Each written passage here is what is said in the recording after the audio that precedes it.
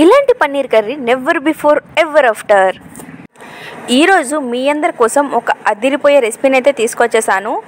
ఈరోజు మన కర్రీలో సాఫ్ట్ పన్నీర్, అలానే టేస్టీ కాజు, ఇంకా చెప్పాలంటే క్రీమీ మసాలాతో ఒక అదిరిపోయే మ్యాజిక్ అనే చెప్పొచ్చు.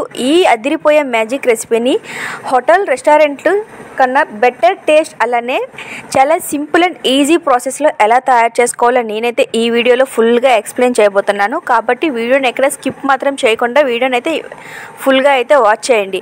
వీడియోలోకి వెళ్ళే ముందు వీడియోని అయితే లైక్ చేయండి. మన ఛానల్ ఒకవేళ సబ్స్క్రైబ్ చేయకుండా మీరు చూస్తున్నట్లయితే తప్పకుండా సబ్స్క్రైబ్ చేసుకొని బెల్ ఐకాన్ అయితే ఆన్ చేసుకోండి. ఇలా చేయడం వల్ల నేను చేసే ప్రతి ఒక్క వీడియో అనేది మీకైతే నోటిఫికేషన్ రూపంలో రావడం అయితే జరుగుతుంది. Hi, this is Shirisha. ఇప్పుడు ఒక చిన్న బౌల్ని అయితే తీసుకోండి. ఆ బౌల్లో ఒక 10 నుంచి 15 వరకు కాజుని అయితే యాడ్ చేసుకోవాలి. ఈ విధంగా కాజుని యాడ్ చేసుకున్న తర్వాత ఇప్పుడు ఇందులోనే కొంచెం వాటర్ని కూడా అయితే యాడ్ చేసుకోండి. మనం ఇప్పుడు ఈ కాజుని అనమాట నానబెడుతున్నాం. ఇలా కాజులో వాటర్ యాడ్ చేసిన తర్వాత ఇప్పుడు ఏదైనా ఒక మూతని అయితే పెట్టుకొని దాన్ని అనమాట ఒక 15 మినిట్స్ లేదా ఒక 20 మినిట్స్ అనమాట పక్కనైతే పెట్టుకోవాలి. నేను వీడియోలో ఎలా చెప్తున్నానో అలానే ఫాలో అవ్వండి. చాలా సింపుల్గా అయితే తయారు చేసుకోవచ్చు. ఇప్పుడు ఒక 2 ఉల్లిపాయలు, 2 టమాటా, అలానే ఒక 4-5 పచ్చిమిరపకాయలను అయితే తీసుకొని కట్ చేసుకోవాలి. ఉల్లిపాయలు, పచ్చిమిరపకాయలు అనేవి చాలా చిన్నగా కట్ చేసుకుంటే టేస్ట్ అనేది చాలా బాగుంటుంది. ఇలా చిన్నగా కట్ చేసుకొని అనమాట పక్కనైతే పెట్టుకోవాలి. ఇప్పుడు ఇందులోనే ఉల్లిపాయలు, పచ్చిమిరపకాయలు, అలానే కొంచెం కరివేపాకును కూడా వేసి నేనైతే ఈ విధంగా అయితే చేసుకుంటున్నాను. మీరు కూడా ఇలాంటి మిషన్ మీ దగ్గర ఉంటే మీరు కూడా ఈ విధంగానే చేసుకుంటే మనకి ఫాస్ట్గా అయితే అయిపోతుంది. చూసారు కదా, ఇప్పుడు ఈ విధంగా అయితే ఉల్లిపాయలు, పచ్చిమిర్చి, అలానే కరివేపాకు అయితే రెడీ అయిపోయింది. దీన్ని అయితే ఇప్పుడు నేను పక్కనైతే పెట్టుకుంటున్నాను. ఇప్పుడు మనం తీసుకున్న 2 టమాటాను కూడా చిన్న ముక్కలుగా అయితే కట్ చేసుకొని అయితే పెట్టుకోవాలి. ఈ కాజు పన్నీర్ కర్రీ అనేది మనం రెస్టారెంట్, హోటల్లోకి వెళ్ళి తినేదానికంటే ఇంట్లోనే చాలా సింపుల్ అండ్ ఈజీగా అయితే తయారు చేసుకోవచ్చు. మనం బయటికి వెళ్ళి ఎక్కువ డబ్బులు ఖర్చు పెట్టి తినేదానికంటే ఇంట్లోనే చాలా తక్కువ ఖర్చుతో హోమ్ మేడ్ ఫుడ్ తింటే మన హెల్త్కి కూడా చాలా అంటే చాలా మంచిది. కాబట్టి ఈ విధంగా నేను చెప్పేటట్టు మీరు ఇంట్లోనే తయారు చేసుకొని ఒక్కసారి ఇంట్లో ట్రై చేయండి. ట్రై చేసి ఎలా వచ్చిందో కామెంట్ చేయడం అస్సలు మర్చిపోకండి. ఇప్పుడు దీన్ని అయితే కట్ చేసుకొని పక్కన పెట్టుకున్న తర్వాత ఇప్పుడు మరొక ప్లేట్ని అయితే తీసుకోండి. ఈ ప్లేట్లో ఇప్పుడు కాజుని అనమాట అంటే ఒక్కొక్క కాజుని 2 పీసెస్గా అయితే కట్ చేసుకొని అయితే పక్కనైతే పెట్టుకోండి. ఇప్పుడు ఒక ప్లేట్లో మనకి బిర్యానీ ఆకు, మిగతా బిర్యానీ దినుసులు అంటారు కదా, వాటిని అయితే ప్లేట్లో అయితే వేసుకొని పక్కనైతే పెట్టుకోండి. మీకు ఏ ఐటమ్స్ తీసుకున్నానో అవన్నీ అయితే చూపిస్తున్నాను. ఇప్పుడు ఒక చిన్న మిక్సీ జార్ తీసుకొని అందులో మనం కట్ చేసి పెట్టుకున్న టమాటాను అనమాట వేసి గ్రైండ్ చేసుకోవాలి. ఇలా గ్రైండ్ చేసిన దాన్ని ఏదైనా ఒక బౌల్లోకి అయితే తీసుకోవాలి. ఈ విధంగా గ్రైండ్ చేసుకోవడం వల్ల మనకనమాట కుక్ చేసేటప్పుడు కొంచెం ఈజీగా అయితే ఉంటుంది. ఇప్పుడు ఇలా తీసి పక్కన పెట్టుకున్న తర్వాత ఆ మిక్సీ జార్లోనే మనం నానబెట్టి పెట్టుకున్న కాజును కూడా యాడ్ చేసుకొని గ్రైండ్ చేసుకొని అయితే ఒక చిన్న బౌల్లో అయితే యాడ్ చేసుకోండి. ఇప్పుడే అసలైన ప్రాసెస్ అనేది స్టార్ట్ అవుతుంది. కాబట్టి వీడియోని స్కిప్ చేయకుండా మంచిగా అయితే చూడండి. ఇప్పుడు గ్యాస్ ఆన్ చేసుకొని ఒక కడాయిని అయితే పెట్టుకొని కడాయిలో కొంచెం ఆయిల్ని అయితే యాడ్ చేసుకోవాలి. ఆయిల్ అనేది బాగా వేడెక్కిన తర్వాత ఇప్పుడు ఇందులో మనం కాజుని 2 పీసెస్గా కట్ చేసి పెట్టుకోమన్నాం కదా, ఆ కాజుని అనమాట ఇప్పుడు ఇందులో అయితే యాడ్ చేసుకొని బాగా అయితే ఫ్రై చేసుకోవాలి. మరీ ఎక్కువ ఫ్రై చేసుకోవాల్సిన అవసరం అయితే అస్సలు లేదు. కొంచెం గోల్డెన్ కలర్ వచ్చేంత వరకు ఫ్రై చేసుకుంటే సరిపోతుంది. ఇవి ఫ్రై చేసేటప్పుడు అనమాట మనం దగ్గరగా ఉండి ఫ్రై చేసుకుంటే చాలా మంచిది. మాడకుండా ఉండే అవకాశం అయితే ఉంటుంది. ఇలా ఫ్రై అయిన తర్వాత వాటిని అయితే ఏదైనా ఒక ప్లేట్లోకి అయితే తీసుకొని ఇప్పుడు ఆ ఆయిల్లోనే మనం కట్ చేసి పక్కన పెట్టుకున్న పన్నీర్ పీసెస్ను కూడా ఈ విధంగా అనమాట ఫ్రై చేసుకోవాలి. పన్నీర్ అనేది మరీ ఎక్కువగా రోస్ట్గా ఫ్రై అవ్వాల్సిన అవసరం లేదు. జస్ట్ కొంచెం ఫ్రై అయితే సరిపోతుంది. నేను వీడియోలో చూపిస్తున్నాను కదా, ఈ విధంగా ఫ్రై అయితే సరిపోతుంది. ఇలా ఫ్రై అయిన పన్నీర్ అనమాట ఇప్పుడు అదే కాజు తీసుకున్న ప్లేట్లోకి అనమాట దీన్ని కూడా తీసుకొని అయితే పక్కనైతే పెట్టుకోండి. మనం పన్నీర్ అనేది డైరెక్ట్గా కూడా యాడ్ చేయొచ్చు, కానీ అలా యాడ్ చేస్తే ఏంటంటే పీసెస్ అనేవి చాలా మెత్తగా అయితే కనిపిస్తాయి. ఇలా ఫ్రై చేస్తే అనమాట టేస్ట్ అనేది చాలా బాగుంటుంది.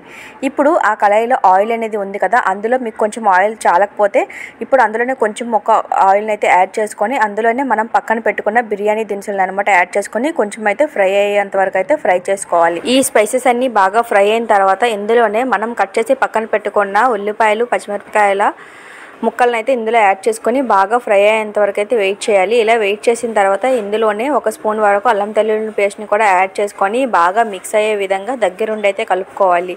అల్లం వెల్లుల్లి పేస్ట్ అనేది ఎక్కువ హై మంటలో పెట్టి వేస్తే మనమనమాట అడుగంటిపోయే ఛాన్స్ అనేది చాలా వరకు అయితే ఉంటుంది. కాబట్టి దగ్గరుండి ఇలా కలుపుకుంటూ అయితే ఉండాలి.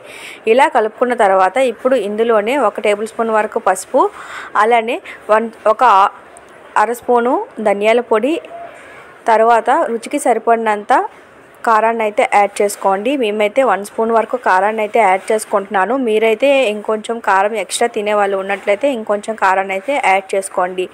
ఇప్పుడు ఇందులోనే రుచికి సరిపడినంత ఉప్పును కూడా యాడ్ చేసుకోండి. ఇలా సాల్ట్ని కూడా యాడ్ చేసుకున్న తర్వాత ఇప్పుడు ఇందులోనే 1 అర స్పూన్ వరకు గరం మసాలా, 1 టేబుల్ స్పూన్ వరకు కొంచెం కాశ్మీరీ రెడ్ చిల్లీ అయితే యాడ్ చేసుకొని వీటన్నింటినీ కూడా బాగా మిక్స్ అయ్యే విధంగా అయితే కలుపుకోవాలి.